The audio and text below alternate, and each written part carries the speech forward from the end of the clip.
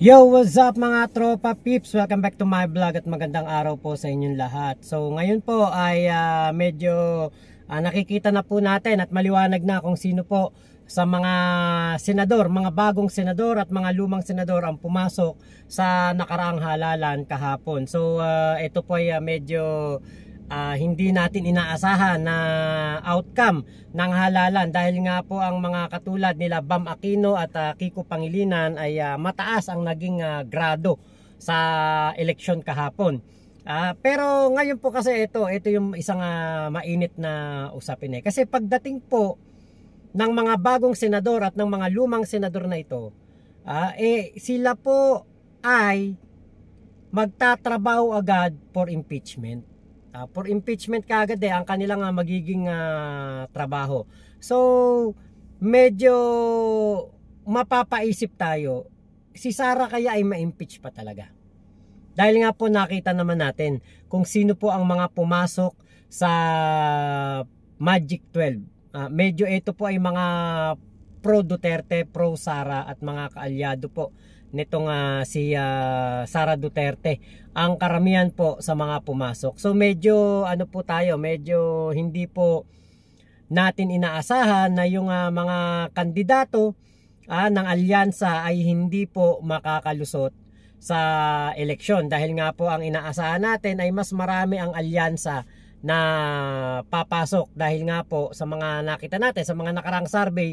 Ito yung sinasabi ko na dapat hindi talaga paniwalaan ng mga survey at ito yung mga tinatawag na na kumbaga parang niloloko ang mga Pilipino. Kasi katulad niyan si Bam Aquino na hindi natin nakita sa mga survey nakapasok, di ba?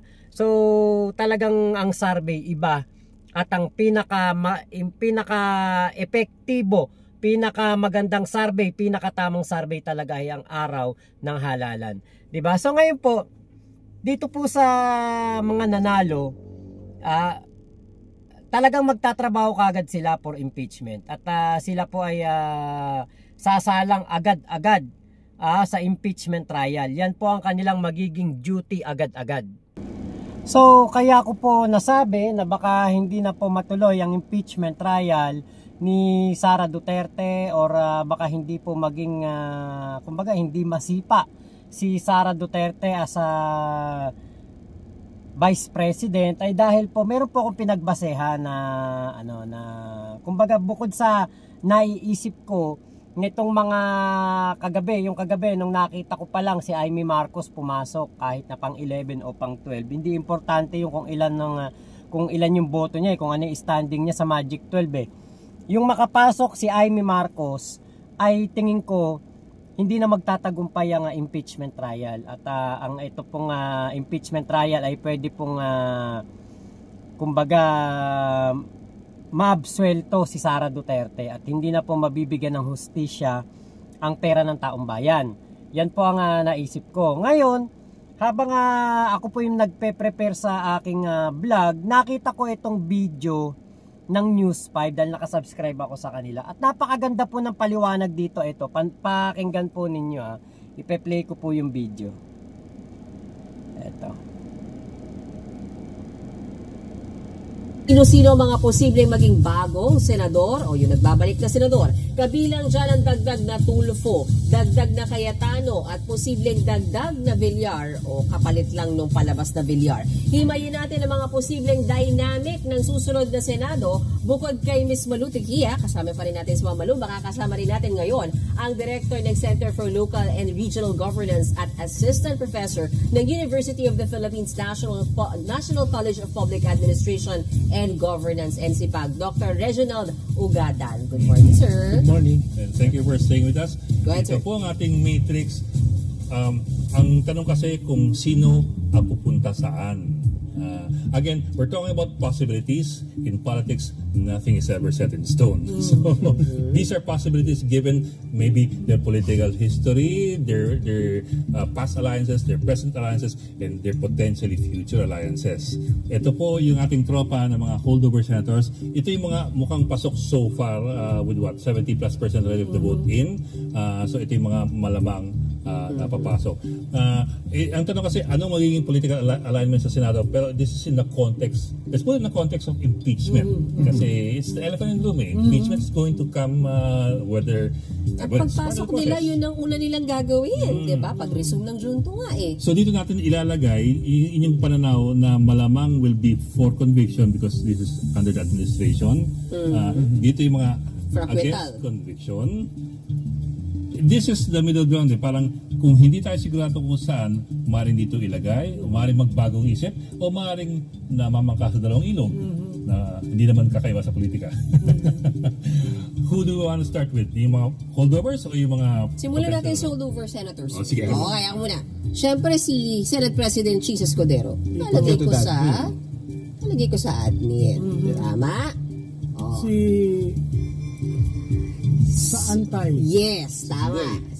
Dahil Sara Duterte, tama po ba? Hindi, at saka may shared sila yung sa tatay niya na na-impeach. Okay. What Alan, about Cayetanos? Sa antay-admin. Antay-admin. Okay. Sir, ako gumagawa. Tatlo lang kailangan para Walo. At least dagdag dun sa anin na papasok na mukhang pro... Kaya nga, ang lalabas dyan, baka hindi matuloy ang impeachment na yan. Ikaw na to, sige. Dalawain ko na kasi to seatmates to Saan natin nilalagay yan? Sa antay yan. Antay pa rin. Okay. Dahil ba natanggal si Senate President Mig Zubiri? Sa panahon na... Katropa ni Migs ang... Yes, tama. Ito, at saka si Villanueva. Si Villanueva parang mag-swing for me Hindi ko pa siya masyadong, yes. Saan natin siya ilalagay? What if we put him muna dito? Dito muna. Para lang meron tayong flexibility. Sa si Joel, ito? Yes. Lagyan natin sa swing. At least para may flexibility lang tayo na pwedeng pumana dito, pwedeng pumana dito. Ito, controversy clear. Kasi may sagutan tong dalawang tong VP Sara at Senator si Lisa. Lawrence swing. Traditionally, always in the swing. Meaning, ano ibig mo sabihin dyan, Ma'am Malu? Ay, bahala na kayong ito malinaw to. Malinaw ang Senator Robin Padilla na makasara. Tama ba? Yes. Ito, paano yan? dito. Clear. Sa admin. Sa admin. Bakit? Kasi nanalo siya under the admin, tapos para na silang pinagsasabong for the 2028. At saka kung may papasok na kapatid, sa tingin ko sila yung magkapatid na gusto magkahiwalay. Correct. Villors. Yan doon, syempre. Siyempre naman, after the political ad. Diyan, sa antay-admin. Uy, nakakailan na tayo dito. Oo, dito na. Ito na. Isa na. Dito na tayo. Possible winners. Go ahead, sir. So, yan. Take it away. Si Bongo ba? Tatlo ko to, hindi na yan. Siyempre, lagay mo na yun. May 8 ka na. Yan. Si Bato. Si Bato. Ilagay mo obvious na muna. 8 lang po ang kailangan 8 lang po ang kailangan para hindi ma-impeach si Sara Duterte. So, dito po nakumpleto na po yung 8. Sila Cayetano, Jinggoy, Gatchalian, Robin Padilla, Mig Zubiri, at si Bongo, si Bato. Yan po yung kumpleto sa 8. So, meron pa pong ilan pa yung nasa taas na pipilian dito nitong mga reporter. So, dun pa lang, parang diskumpiyado na ako sa impeachment trial ni Sara. Sure kung saan? Marcoleta. Si Marcoleta to. Aimee. Tsaka si Aimee. Si Camille. Yan. Teka muna, ilan na yan? 1, 3, 6, 9, 12 na. 12 na. Si Kiko baka mag-swing din muna yan. Si Kiko. Yes. Ganon din ba si Bam? Nung nakita ninyo? Sa tingin ko si Bam dahil na-endorse ng iglesia, baka nandyan. Saan sa dito? Talaga? That's going to be a surprise, Yes. Ilagay na natin kung ang consensus is swing, di lagay natin kung ako lang ang Bam sa dyan. I'm just saying it's a surprise. Dito. Ilagay mo na yung mga alyansa sa admin kasi syempre may utang na loob. Pero si Pia sa akin, baka mag-aantay. Mag-aantay. Dito? Agree rin ako doon. Si dating Senate President Soto ay sa admin? Swing. Sa swing. Sa swing. Agree. Kasi yan, kung maging Senate President, through the help of the Vice President. Okay. Ping. Para bang Ping? Si Ping, Swing? kasi sinasabi niya, alam mo, huwag na tayong mag-impeachment. Ayusin natin ang problema natin. Nakakakuha yan ng panahon sa oras natin. Swing or... Hindi, pero yan naman at si Soto, usually Yes, magkasama. bloke yan. O idilagay na natin sa swing. Right, sir.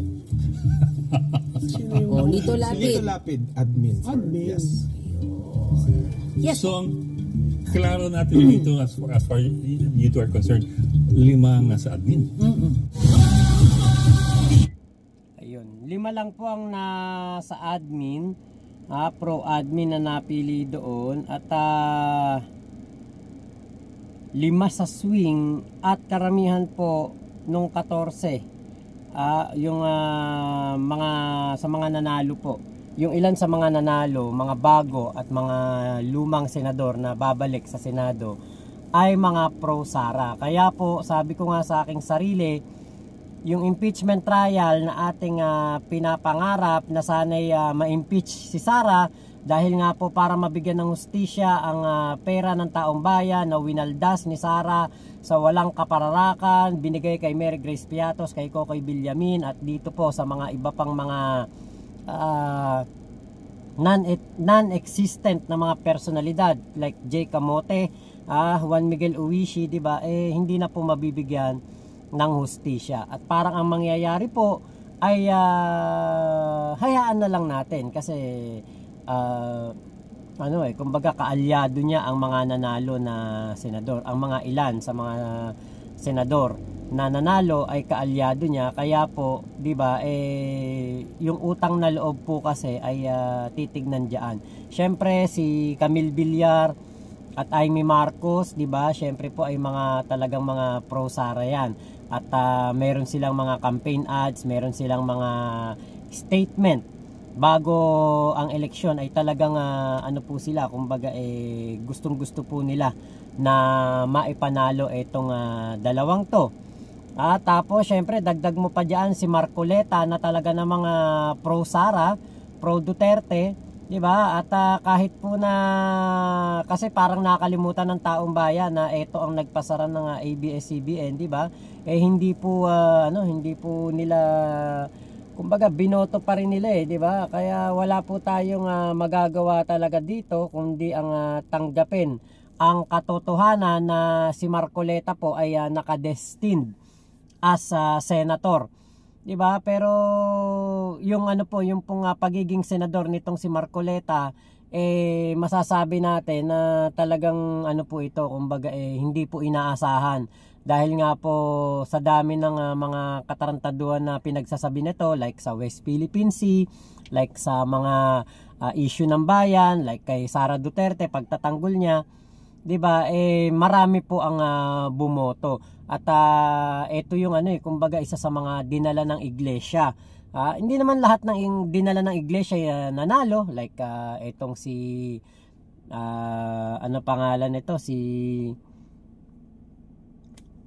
Philip Salvador yata ba 'yon? Basta merong isang hindi nanalo. Si Bong Revilla. Dinala ng iglesia pero hindi naman po nanalo, 'di ba? So hindi po talaga kumbaga assurance yung kapag ikaw ay pinromote ng iglesia, sinabing iboboto nila ay ikay mananalo na. So hawak ko po ngayon itong mga mga ginawa pong endorso, mga inendorso ng iglesia. Halos lahat po talaga ay pumasok. 8 po ang inendorso, 7 po ang pumasok. Si Bong Revilla lang ang hindi po nakalusot. Pero hindi po ibig sabihin nito na iglesia po ang nakapagpanalo dito sa mga kandidato na ito. Kasi po ang iglesia ni Cristo ay meron lamang pong 4 hanggang 5 milyon na 4 hanggang 5 milyon na miyembro. Pero ang mga boto po na nakuha po nitong sila Bam Aquino, Bongo ay lumagpas na po ng eto si Bongo alam ko 21 million. Kagabi 26 million pero mga nabawasan, mga naging 21. Si Bam Aquino yata 20. Kumbaga ganun po ang kanilang mga naging margin, nasa 20 million. So ibig sabihin hindi lang po Iglesia ni Cristo ang nakapagpanalo sa kanila, kung hindi po ang buong taong bayan na mga botante na pinili ang mga senatoriables na ito. Si Bong Revilla lang talaga ang hindi po nakapasok dito. Ngayon, dito po sa impeachment trial, ako po ay hindi naman sa nawawalan ng pag-asa, pero nakikinikinita ko na ang magiging resulta ng impeachment trial. Masasabi ko na baka hindi na po matuloy dahil nga po sa napakaraming mga pro-Sara na pumasok, at baka po kung matuloy man baka po itong si Sara Duterte ay ma-acquit at hindi po ma-impeach. Pero hindi pa tapos ang laban. Sa aking pangalawang vlog meron po patungkol dito yung sa mga nanalo po, 'di ba, sa Senado. Meron po akong vlog patungkol naman sa mga nanalo sa Kongreso. So yan po ay sa bukod nating vlog. So yan lang po ang aking tingin ko, opinion ko, na ang impeachment trial ni Sara Duterte ay posible po na maging alam na natin ng, kumbaga nakikinikinita na natin ang resulta na baka si Sara Duterte ay hindi masipa as Vice President, dahil nga po karamihan sa mga nanalo ay kanyang mga kaalyado, kakampi, tinaas niyang kamay at pumasok si Amy Marcos, di ba? Kaya isang malungkot na balita ito, pero yun po, kailangan nating igalang ang proseso, kailangan nating igalang ang eleksyon. Nasa demokrasya tayong bayan.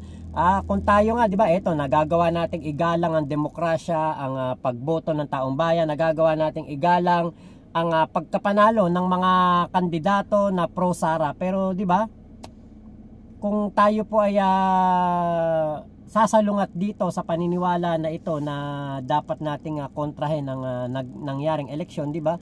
Matutulad na lang po tayo sa mga DDS na hanggang ngayon 3 taon ng presidente si PBBM, hindi pa rin po nila matanggap na si PBBM po ay hindi mahawakan sa leeg ng mga Duterte, di ba? So tignan na lang natin kung ano ang mga magiging pagbabago sa pagkapanalo nitong 12 na ito.